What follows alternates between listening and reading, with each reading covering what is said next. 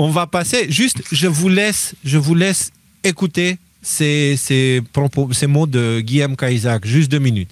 Je vous fais une prophétie. Il y a 2-3 ans, on nous a dit l'intelligence artificielle arrive, ça y est, vous allez pouvoir vous en servir, mesdames et messieurs, ça va être merveilleux, votre vie va être encore plus belle qu'elle ne l'est aujourd'hui. Et là, récemment, on commence à entendre des petits bruits. Ah, mais en fait, toutes ces requêtes que vous faites à l'intelligence artificielle sont très énergivores. Parce que lorsque vous posez une question à l'intelligence artificielle, des énormes ordinateurs géants doivent aller fouiller toutes les banques de données pour chercher la réponse. Je vous fais une prophétie parce que je vois l'image se dessiner, qu'en réalité, pas que ça.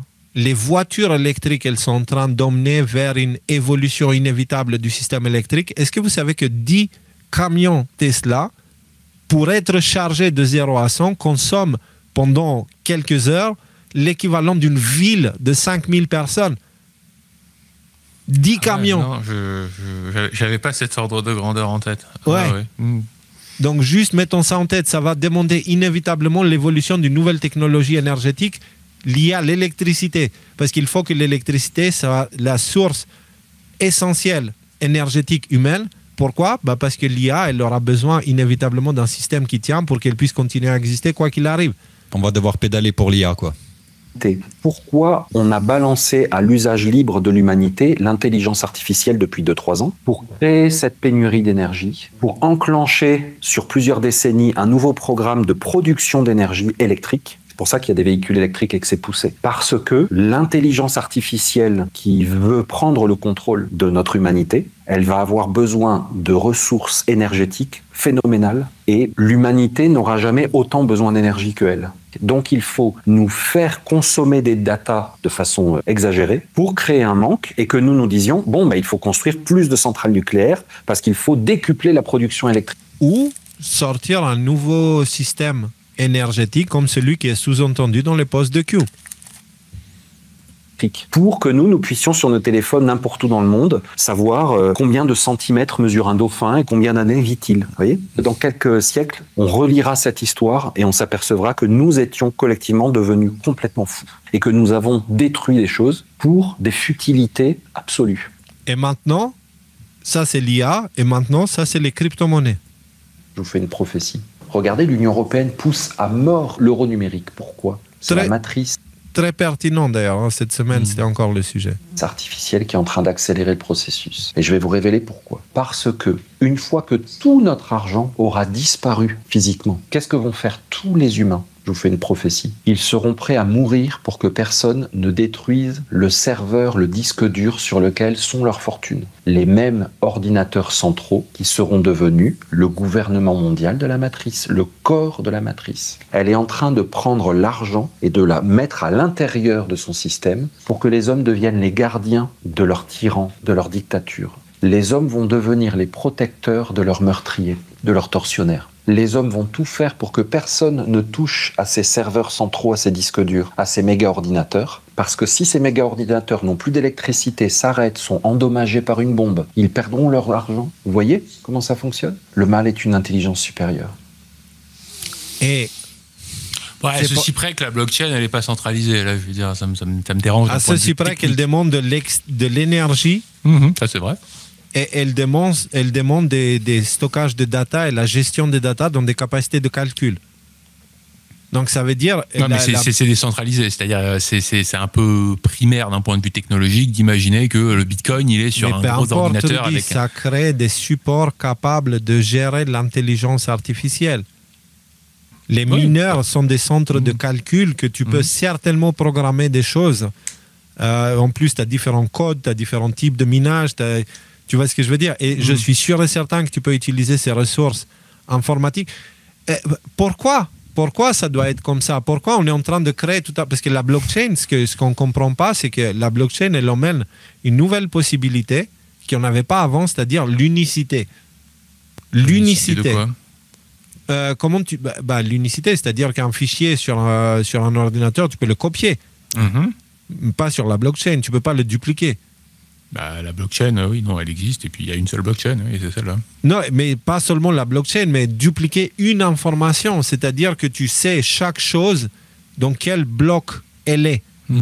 Donc ça veut dire que tu peux créer une unicité comme la pièce d'identité de quelqu'un qui ne peut pas être falsifié, dupliqué, etc. Les NFT, là, les NFT, voilà, c'est ça, non-fungible token, tu vois.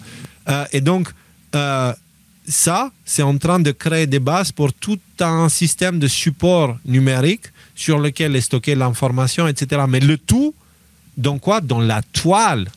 La fameuse toile qui a été sortie à l'humanité pour que les gens restent accrochés dessus.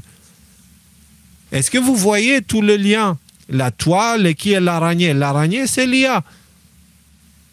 Et l'IA, maintenant, elle commence à trouver des positions de ministre et de surveillant des armes biologiques internationaux. Et travailler en collaboration avec des gouvernements. Donc, c'est bien de parler de l'inculpation de James Comey. C'est super. Je ne veux qu'une chose, c'est entendre que ces criminels ont été arrêtés, que les trafics d'enfants, trafic sexuel d'enfants et tout ça ont été arrêtés, bloqués, et que les responsables sont mis... Là où ils doivent être. Ouais. Voilà. Tu vois? Ok, super. Allons-y, faisons ça. Mais derrière, ça, j'en veux pas, moi. Ça, j'en veux pas, moi. Ce système comme ça, j'en veux pas. Et je vous le dis, ce qui va emmener l'apocalypse, c'est ça. Et malheureusement, tu vois, c'est pour ça que je dis tout est pas blanc, tout est pas noir. C'est que pendant que Trump fait un excellent travail de démasquer la corruption américaine, d'accord, et que tous les complotistes, ils sont là et ils l'admirent, parce qu'ils ont des raisons de le faire, tu vois. Il leur donne ce qu'ils attendent depuis des dizaines d'années.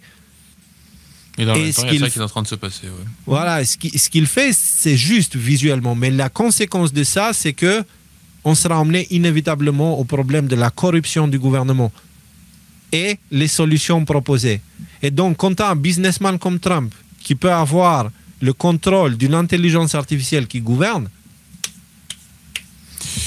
troisième temple de Salomon. Il est essentiel de se remettre en tête, au vu de tout ce qu'il vient de dire, les idées d'un Étienne Chouard, par exemple, qui propose des solutions de gouvernement qui, en tout cas sur le papier, à tester, éliminent la corruption, sans devoir passer sur effectivement ces technologies dont on se demande mais pourquoi on se fait chier avec ça? Parce que oui, c'est bien d'avoir des IA qui nous permettent de faire ceci et cela plus rapidement, mais derrière tous les problèmes de chômage, tous les problèmes économiques, tous les problèmes énergétiques et tous ces problèmes-là.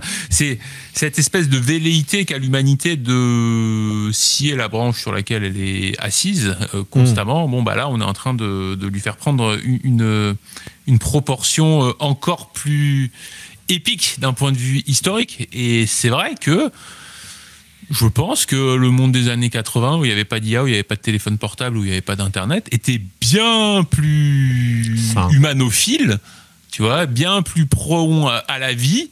En tout cas, alors oui, je veux dire, on va dire, ouais, mais alors, tu te rends compte, il y avait la guerre, là, il y avait plein de gens qui mouraient. Ouais, certes, ok. Je te parle du monde des années 80, de la France, dans lequel on a grandi, que celui dans lequel, voilà, on peut grandir aujourd'hui. Et le message que ça fait 5 ans ou plus qu'on est en train de donner, à savoir, barrez-vous des grandes villes. Moi, quand je le donnais, ce message, il y a 5 ans, c'était quoi? C'était pour vous dire, ah là, ça va être la merde à un moment donné, il n'y aura plus rien à bouffer, barrez-vous des grandes villes, vous serez mieux. Mais maintenant, ce message, il prend une toute nouvelle dimension.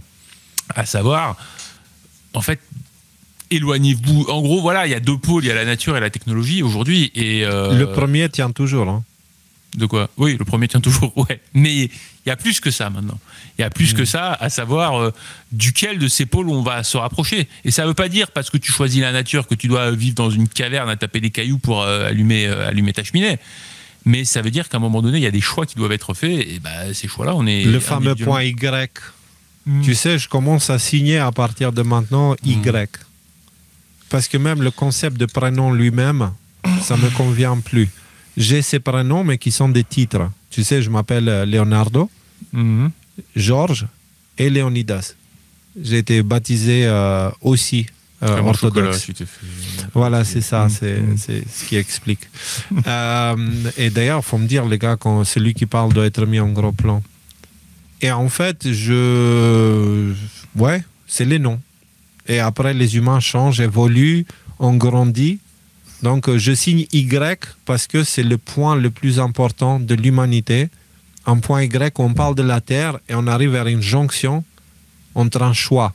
Est-ce qu'on retourne vers la nature et à quelque chose d'harmonieux avec notre mère, la Terre, avec la création et avec le Créateur, ou est-ce qu'on prend la direction de on veut toujours plus, toujours en donnant moins, et donc pour ça on est prêt à faire des guerres, on est prêt à créer une technologie criminelle, on est prêt à faire beaucoup de choses. Ça sera le choix, parce que les deux vont s'extrémiser, tu vois. Et donc pour moi c'est le point Y, alors je signe Y. Voilà. On nous a rendu l'humanité énergétiquement obèse. Voilà. Obèse. C'est-à-dire que par rapport à ce qu'aux années 80, la consommation d'énergie par individu, du moins en Occident, elle a explosé et on en est devenu complètement dépendant. Maintenant, j'y ai pensé au sacrifice auquel on devra consommer énergétiquement parlant afin de s'extraire de ce système, tu vois, afin de pouvoir bénéficier encore de ce qu'on voudra nous faire bénéficier. D'un côté, on va devoir sacrifier certainement nos libertés, de l'autre côté, on va devoir certainement sacrifier tout notre confort. Mais par contre, je pense que... Pas tout, non, je suis pas d'accord. Pas tout, attends, pas tout, justement, j'en arrive. C'est là où justement je voulais dire qu'il y a... radical et flippant, en fait. Attends. C'est justement là où je dis ce qui transpire à travers le discours, et je pense qu'effectivement, il y a un chemin de juste milieu.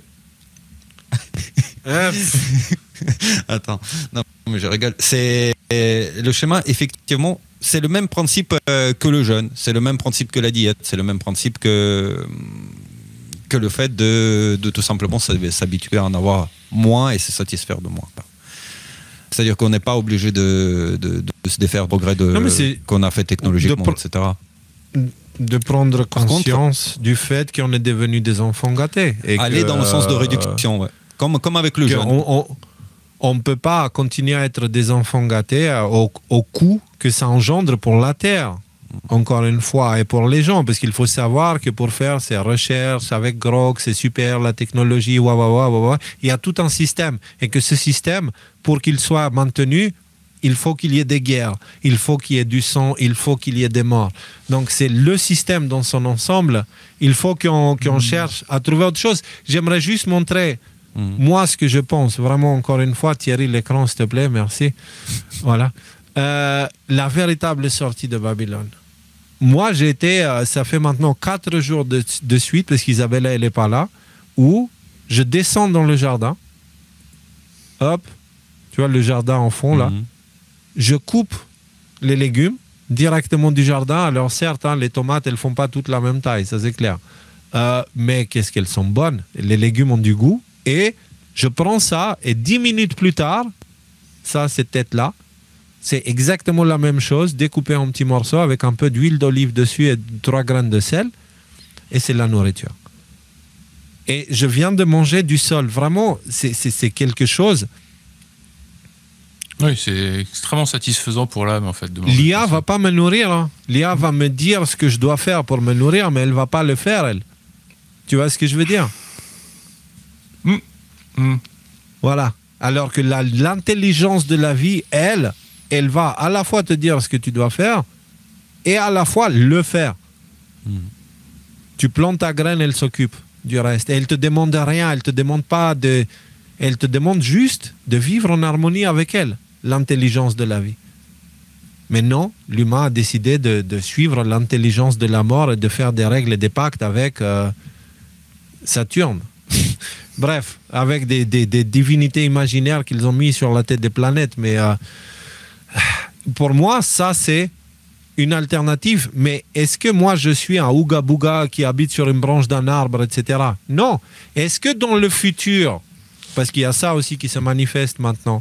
Est-ce que dans le futur, quand je serai emmené à devoir donner la taille de mes pieds et combien de cheveux j'ai sur la tête pour avoir un compte sur Twitter, tu vois, l'identification, le jour où ça arrivera, bah moi, je ne vais pas donner mes informations. C'est-à-dire que ce système, il me propose de plus en plus des solutions ou qui me demande de me donner de plus en plus de ma personne au système. Et ça, je ne ferai pas. Je ne participerai pas à la suite. Tu vois, à la digitalisation de la vie. Je ne participerai pas à ça. Ça, c'est un choix. Donc, ça veut dire peut-être que demain, je ne pourrai plus accéder à Windows, parce que Windows aura décidé qu'il n'y a que ceux qui ceci, cela. Et je vais me retrouver à sortir mon ordinateur avec Windows 10, ok, que j'aurais installé de façon offline, tu vois, pour que je puisse avoir un ordinateur, mais je ne serai plus trop à jour, tu vois.